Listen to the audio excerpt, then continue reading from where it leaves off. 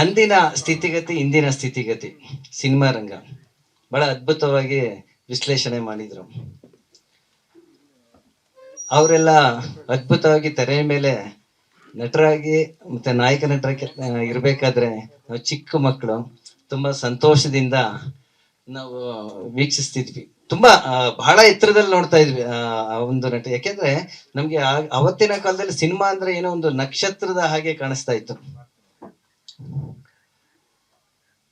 ನನಗೆ ಈ ಸಿನಿಮಾ ಸಂಪರ್ಕ ಬಂದಾಗ ನಾನು ಯಾವ್ದಾದ್ರು ಒಂದು ಸಿನಿಮಾ ಮಾಡಬೇಕು ಅಂದ್ರೆ ಅದು ಒಂದು ಸಂದೇಶ ಹೊತ್ತ ಸಿನಿಮಾ ಆಗಿರ್ಬೇಕು ಅಂತ ಆಸೆ ಪಟ್ಟಿದ್ದೆ.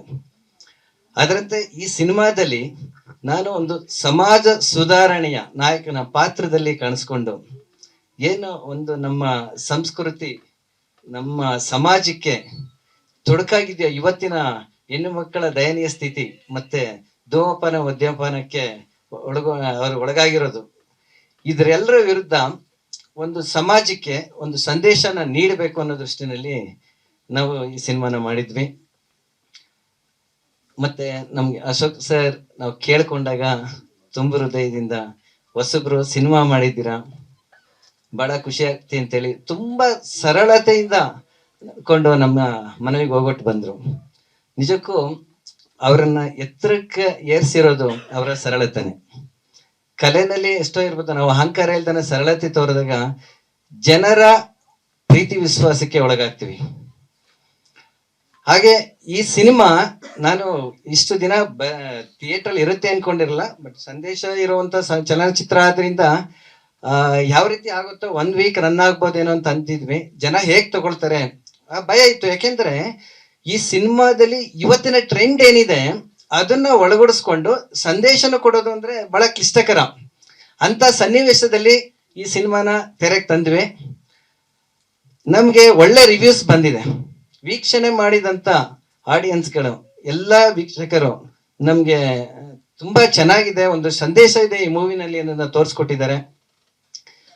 ನಿರ್ದೇಶನ ಆಗ್ಲಿ, ಡೈರೆಕ್ಟ್ ಮತ್ತೆ ಮ್ಯೂಸಿಕ್ ಆಗ್ಲಿ ಎಲ್ಲ ತುಂಬಾ ಚೆನ್ನಾಗಿ ಬಂದಿದೆ.